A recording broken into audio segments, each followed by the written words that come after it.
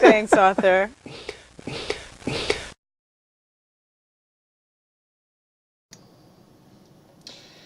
Hello and welcome to my documentation of my game Supermarket Slaughter. Now in this documentation I will be going over the OO design that went into my game and creating it. Now, as you can see here, this is the layout of my game. This is set into the daytime, however, as you saw in the playthrough before. This is not the general look of the game. The daytime and the nighttime is all affected by the light source up here. If I just go to it, if you rotate the light source to up here and then refresh the material, it goes to nighttime, which is the real look of my game. As we go through, let's start on the car park. All the assets in this game are created by me, barring two, which is the first person arms used on the player character, which is from Unreal, and the enemy AI, which is the third person mesh from Unreal as well.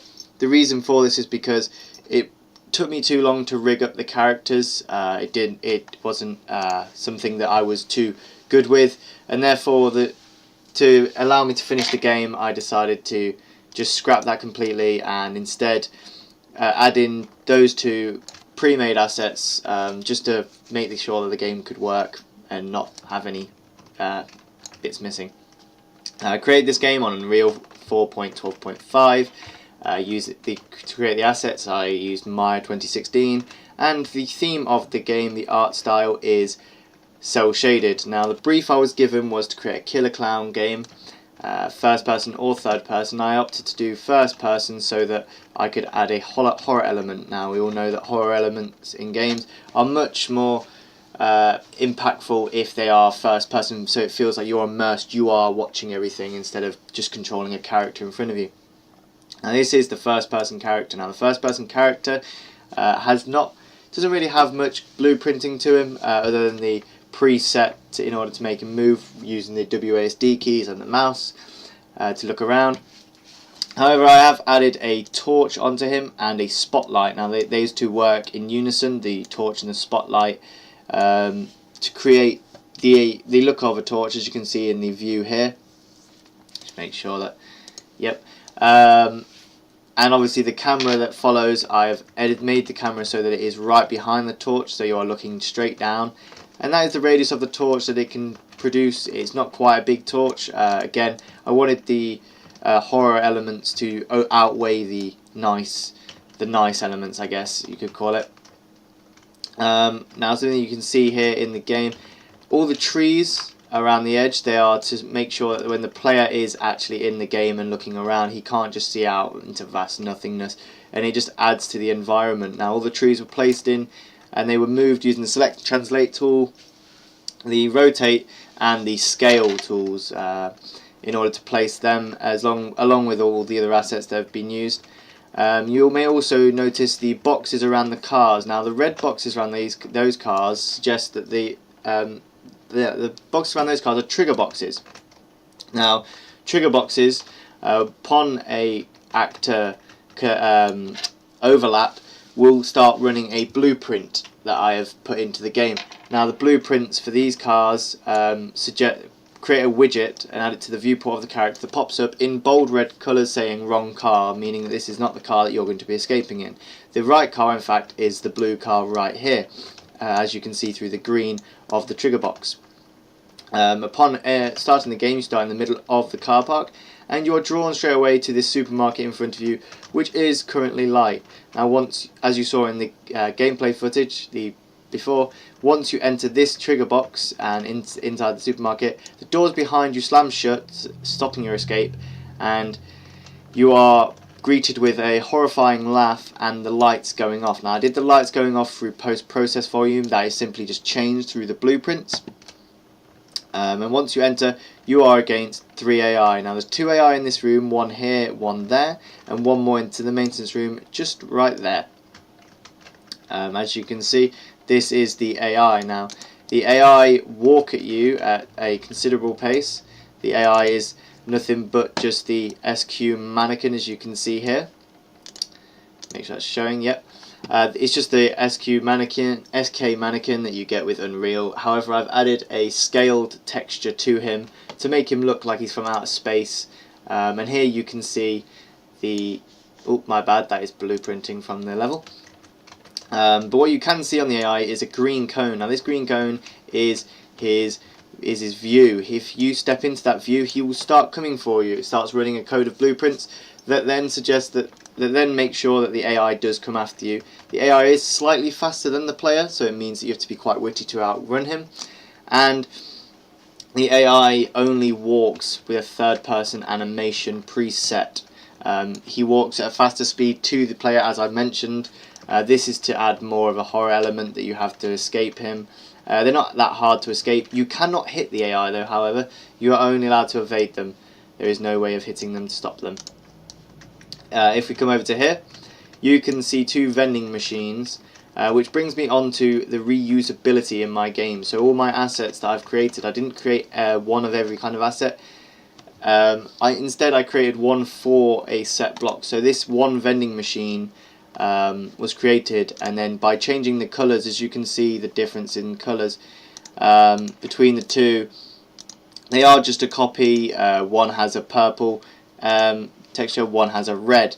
That is done quite easily here, as you can see in element 1, the Lambert of the Maya texture there, changing from blue to red. I did this through many things in my game, such as the t-shirts on the t-shirt rack. As you can see, they're all individual, and many of the items that you see here in the aisles. This was done just so it could be easier to, instead of making every single thing separately.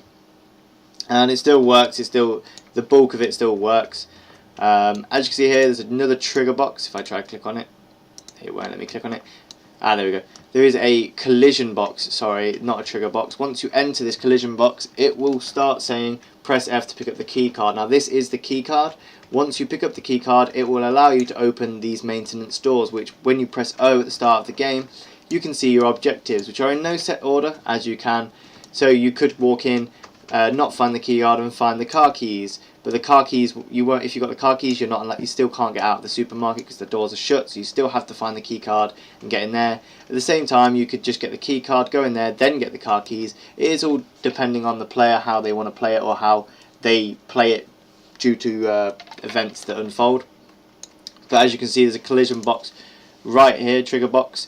Once you enter it, once you do an overlap in there, again it will run the same blueprint code as this. However, it will ask if you have got the key card. If you do not have the key card, it will not let you press F to open the doors. Instead, you have to find the key card, come back, and then it will allow you to do it. That is using a branch and an if statement. Once you enter the maintenance room, you find the third AI again. He will be walking and patrolling around here. Each AI can hit the player for 40 damage. The player has 100 health. It is all manual as well. There is no HUD on the player.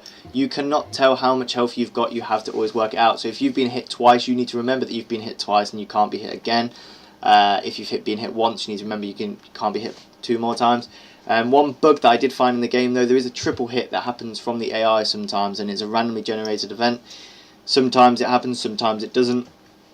In the cases of it happening, it can be quite detrimental to the player, including a game over instantly, which is not fair in some cases, but then again, it is just a bug, and that will be ironed out in later versions of the game.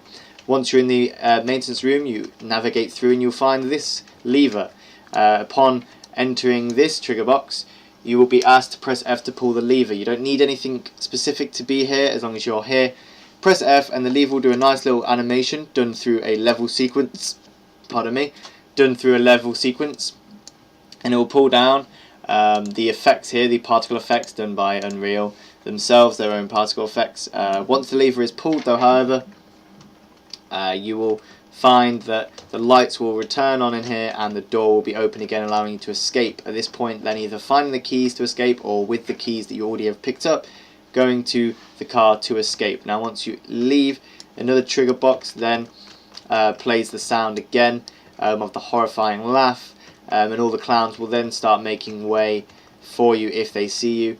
Then after all the wrong cars, you find the right car, a nice little message plays saying congratulations with a nice funny tune to end off a horrifying game. I wanted the contrast of a funny tune at the end that goes with a horror game, so that it's not all horror, it's not all like you've survived but it's still a horror theme playing, you've survived so it's a happy theme playing.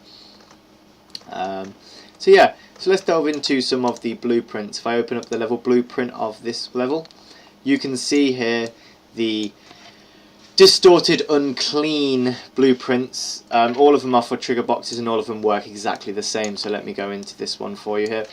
All of them are on an act to begin overlap. As you can see, they were created references to trigger boxes. That's trigger box 2, that's just trigger box 1, trigger box 5, trigger box 4, so on so on.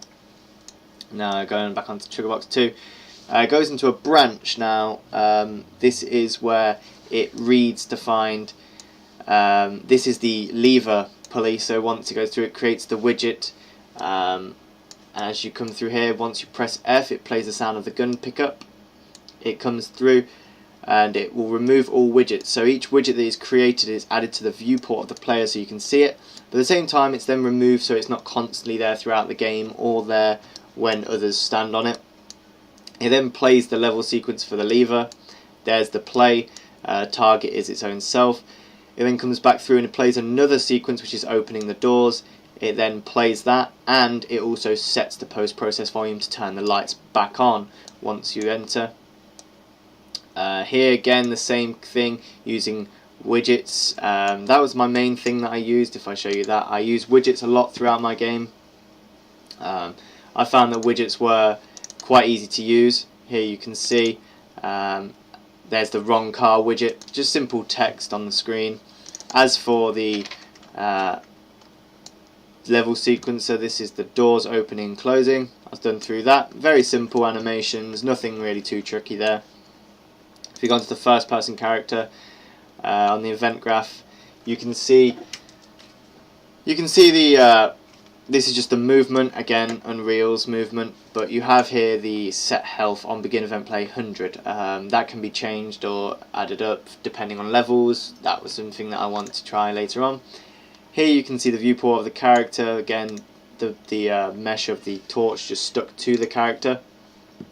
If I go on to the AI, however, through here, you can see he has quite a few more things. So he has a move to random location and a follow me function. Now the move to random location starts on the as soon as you start the game and load it up. It moves to a random location. It has a 2-second delay, so once it gets to a random location it stops for 2 seconds, then continues to move. I didn't want it to constantly be moving. I wanted it to actually stop, so at points you'd see it stop and you'd be able to walk away at different locations. Here's the follow me. It moves to the player. Has a delay of 0.5 seconds. I wanted it so that when it hit the player it wouldn't instantly keep hitting, it would walk away. As I said though, there is bugs in the sense that it will continuously hit the player in some occasions.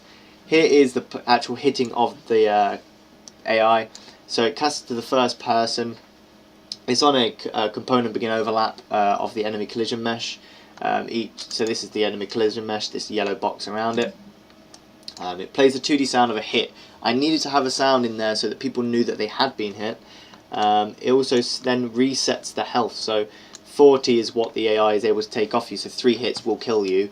As you can tell, 40, 80, 120, that's more than 100. It goes through a branch. If it has killed you, then game over pops up, and then it reverts back to the menu level. In a sense, this is my game. There's not much code blueprinting in it. There's not much objectives to do. However, there is enough to keep you entertained. I've heard mixed reviews so far that it is hard, it is scary, it's fun, it's easy, and I'm quite happy with how the result turned out. I'm happy with the cel shaded look of the game. I'm disappointed that I couldn't make it so the player could actually fight back and hit the AI, which is something that I really wanted to incorporate. However, the blueprinting just wasn't working for me when I was trying to create it, and against the time constraint, if I had more time I would work harder and adding more blueprints to make the game more in-depth, more complex, maybe even add dialogue from other characters or a multiplayer function. However, for now, I'm happy with how the game turned out. That is me. Thank you for watching my documentation of Supermarket Slaughter. I hope you enjoyed.